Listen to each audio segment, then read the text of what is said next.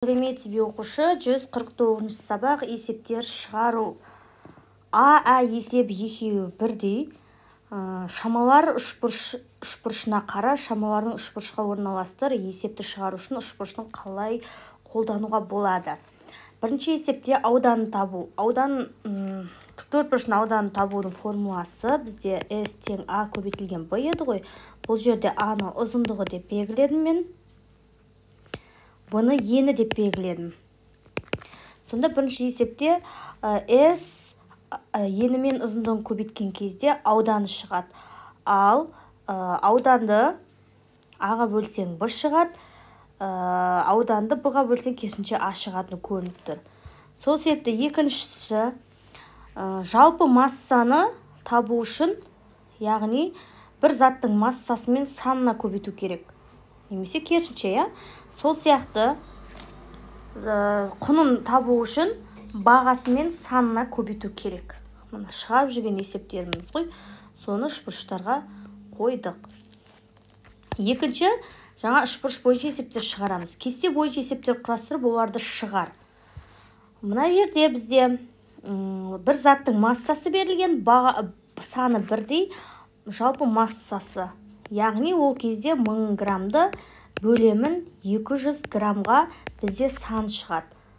100-ді, яғни артық нөлден бетіп қысқартып тастауға болады.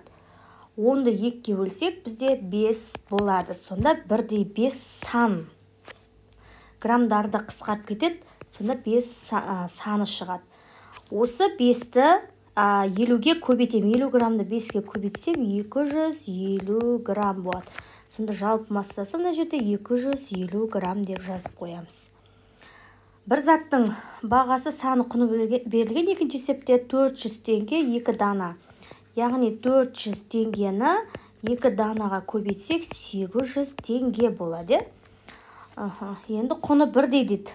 Бірдейсе 800 теңгені осы жерге жазып қоям. Керісінше 800 теңгенің 10 данасы нөлдерін қысқартам. 80 теңге. 80 теңге. Жақсы. Үшінші, фигуралардың ауданын тап дейді.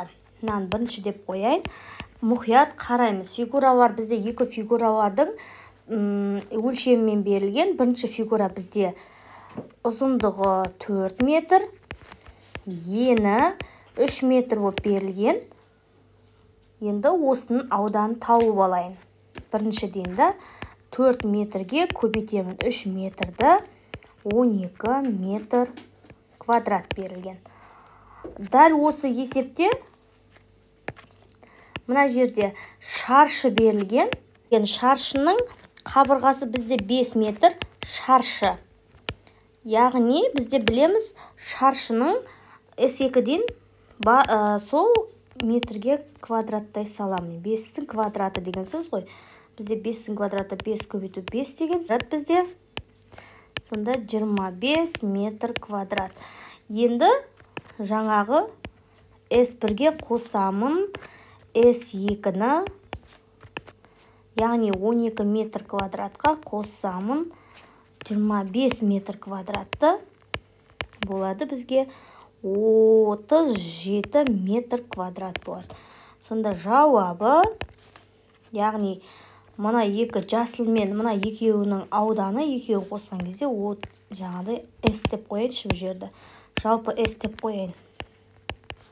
37 метр квадрат шығады. Екіншісін есептеу керек. Екіншісі бізде мына ауданды мен толықтырам бейтіп, мына. Боямайын, бірақ осын толықтырам.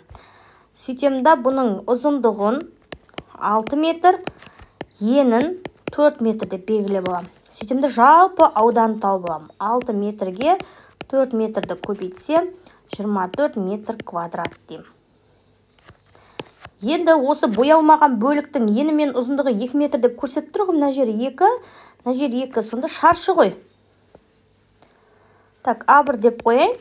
2 метрге тең шаршы.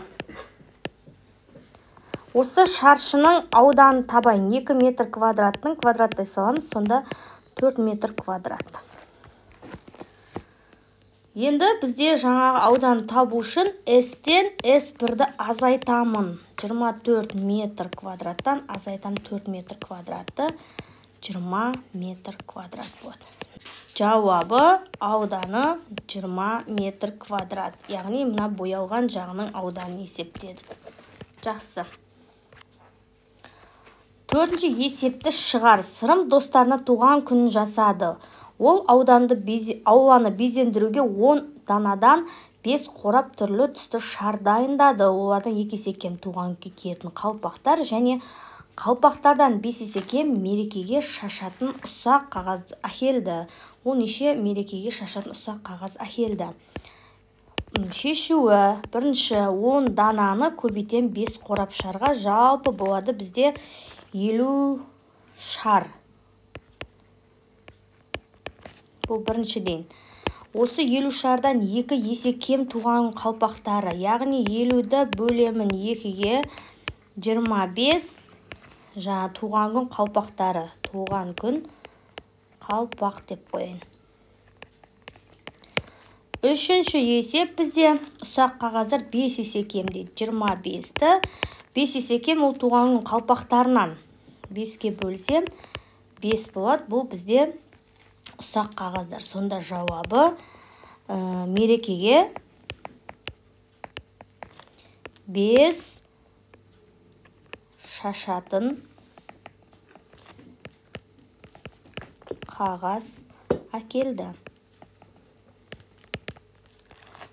Төртінші есеп. Сырымның туған күнде достары аулада аспанға әртүрлі батпырауықтар ұшырып ойнады. Батпырауықтың ауданын анықта.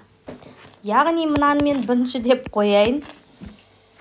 Бұның шаршы тәріздес. 9 дециметр.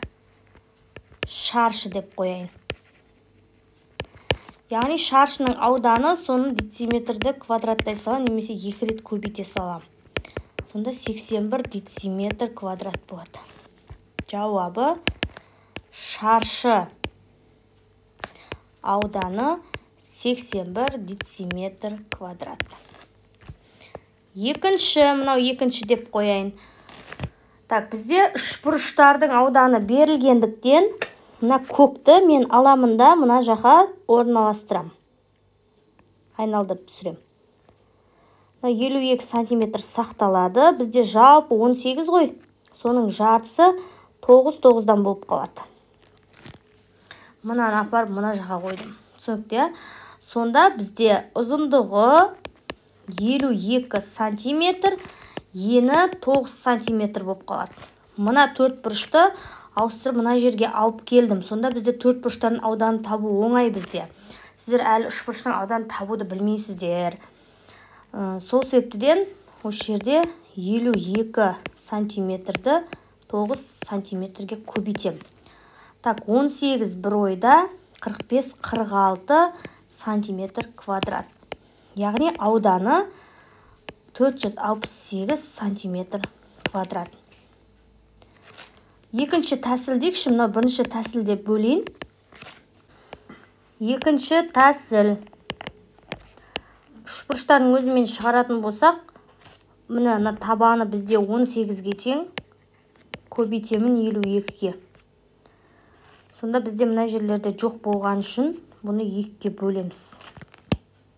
Көбейтіп 2-ге бөлеміз. Сонда 936-ны бөлемін 2-ге, 468 шығады. Енді жалпы айтқан кезде бұл тәсілді сіздер жоғары сыныпта өтесіздер, сол кезде толығырақ. S тең 468 сантиметр квадрат. Жақсы. Алтыншы есепте, есептердің барлығы баған түрінде шығару жолымен көрсетілген. Осы бойынша өздеріңіз есептеп тексерсеңіздер болады. Бұл есепке мен оралмаймын. Жетінші теңдеуді шығар дейді.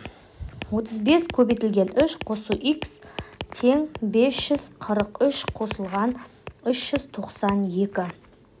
Так, 35-ті 3-ке көбейтсек 105x болады. Тең, мынау бізде 5, 13 бір ойда 8, 9. Мына жер қосу. Сонда x тең 935-тен 105-ті азайтамын. Сонда x тең, так, 0, 3, 8 болады. Орнына қойып тексерем. 35 көбейту 3 қосылған 830 тең 543 қосылған 392 шығады ма? Яғни 305-ке 830-ды қоссам 935 болады. Ана екеуін қоссақ та 935 болсыны теңдік тура деген сөз. Келесі. Y 51 азайту 17 тең 857. Y 51-ден 17-ні бөлетін болсақ 3 болады бізде, 857 болады мына жер. Y тең 857-ні қосамын 3-ке, Y тең бізде 860 болады. 860-дан азайтам 51 бөлінген 17-ні 857 шығады ма? Я 857 тең 857 шығады. Жақсы.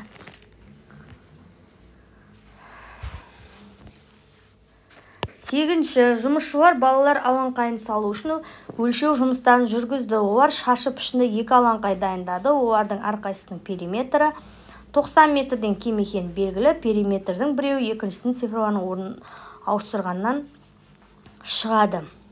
Бұл алаңқайдың периметрі қандай болуы мүмкін? Бізде шаршы 2 дана деп қояйыншы. Және периметрі 90-нан кем. Сол периметрлер табуым керек. Жалпы шаршының периметр деген сөз бізде 4 қабырғасы да тең болғандықтан 4А деп беріледі. Осы 90-ды 4-ге бөлемін. Яғни 2-ден берем 8. Мынау 10 болады. 2-ден берем 8, 2 қалдық қалады бізде. Біз 23 деп аламайым, 23 деп алсақ 90-нан асып кетеді. Сол себептен периметр 1, 4 көбейту 22-ден бір сан кемітіп алам. 21 деп алам. Сонда көбейтсең 84 мысалы. Метр деп алайық. 84. Ал P2 сол цифрларын ауыстырған кезде 84-тің 48 метр болады. Мына есеп шықты.